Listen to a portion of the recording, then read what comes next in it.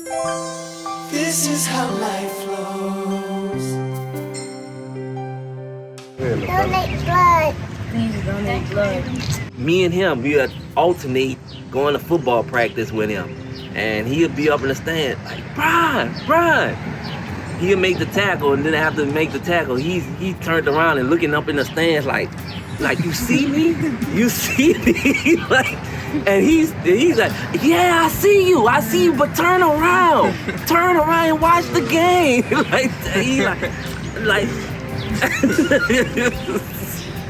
like you know, it was, yeah, we was looking forward to that. And then things happen, you know.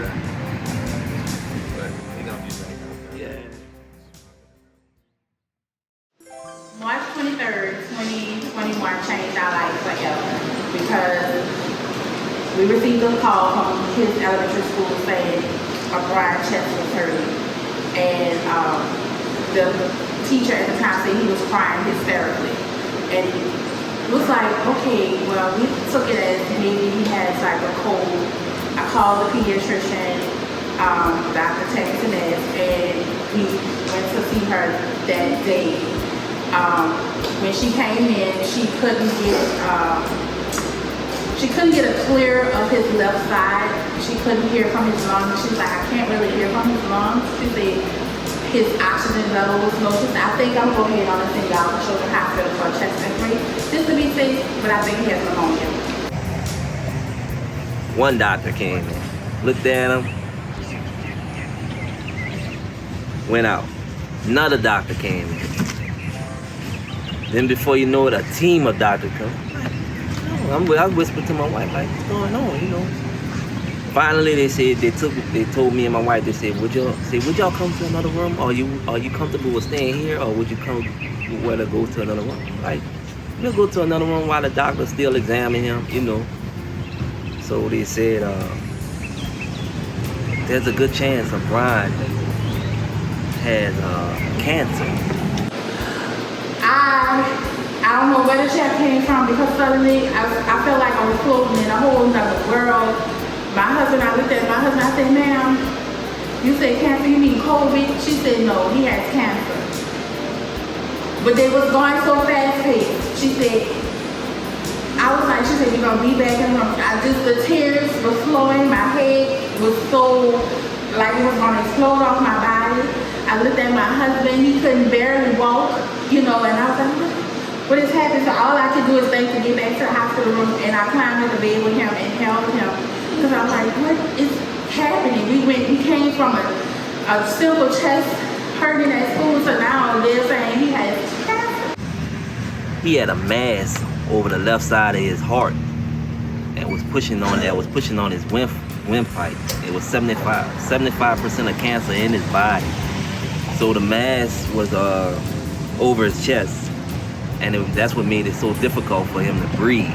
We was in the process of setting up blood drives. That's all we started focusing on, blood drives, how we can get this. It was something new to us, so talked to Miss Susie. We were like, oh, you just get the people that you want to do the blood. I take care of everything. And she did her magic, you know. We connected her, set up. It was, first off, if you're not close to your kid, get real close to them. You know.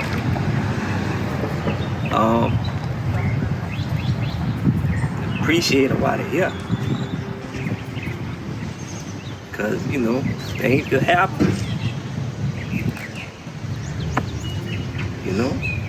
Love them. Yeah. If you could, donate blood. Cause we really need it. Everybody, not just us. There's some people going through something more harder than we went through. You know, so please, dads, if you could, please donate blood. Me and Abron and Abron, like, it was COVID, so we was like quarantined in the room and everything. So we kind of all got close. And we'll fall asleep. We wouldn't even go in our rooms. Like, we'll stay up till like 3 o'clock in the morning playing the games, watching movies, and falling asleep in the living room. So when mama and my dad didn't come home, it was like 9. Like I was calling them to see what it was because it was just them 3 out, and I was looking for a Brian, and they wasn't answering the phone. So I just was like, so then my cousin texted me and was like, hey, "Are you okay?" I'm like, "Yeah, I'm okay." Like, but then my dad had told me, and my mom told me, he knows that he had cancer. It was hard. Like, but then the hospital times, it was like I tried not to look the person down when I was going to the hospital and try to like lift up his spirits and everything, because like I said, he reacts off my emotions. Like if I'm sad, he gonna be sad, or he gonna walk around like the house gonna be dead to him if it's dead to me. If I'm happy, he happy running around. So I try to make it seem like everything was okay when it really wasn't.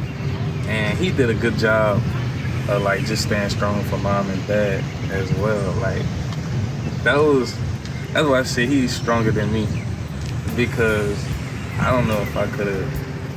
I think his weakest time had came like when it was time for Prime to get his medicine, take, he had take his shots and everything.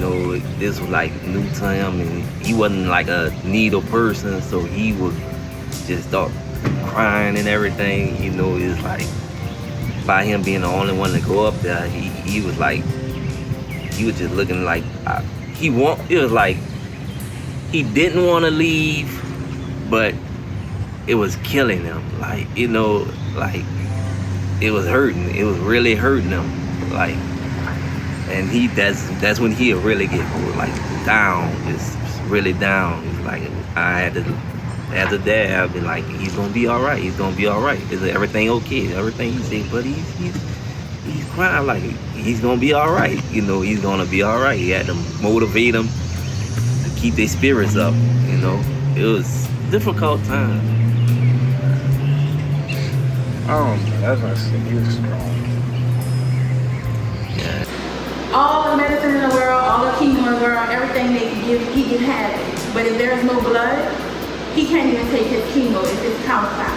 My husband said, this is doomsday. Now this is doomsday. So I said, you just tell me, y'all, my baby's gonna need all of this, but if there is no blood on the shelf, no platelets, he still can't get treatment?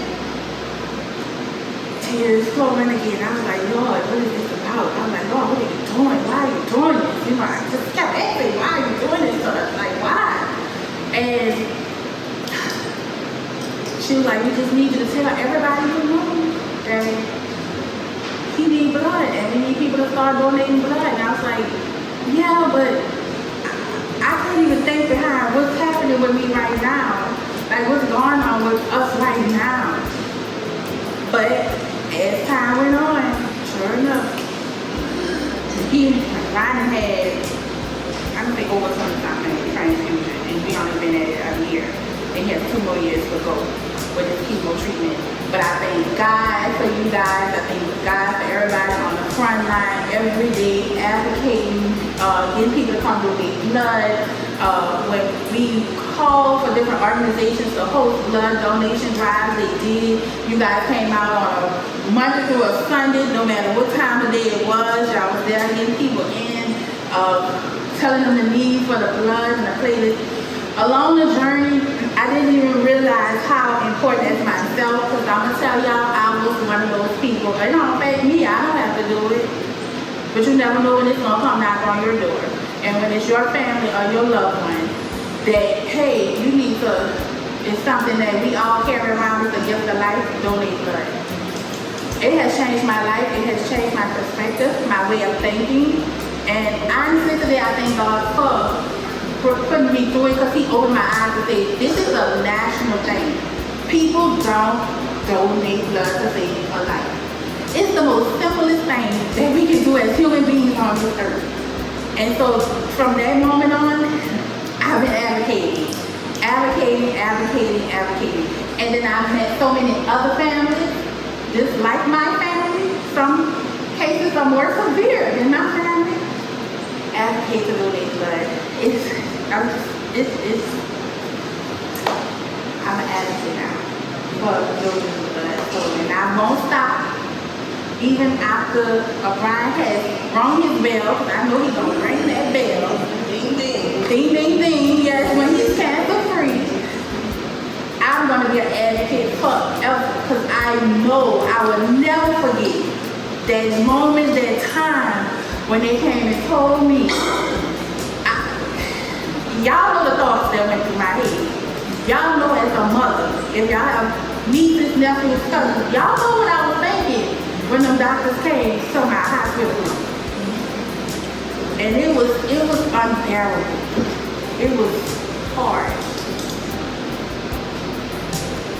Floating, I felt like I was floating in the air. I was here, but wasn't here. So I thank you again. The blood center, this is how life flows.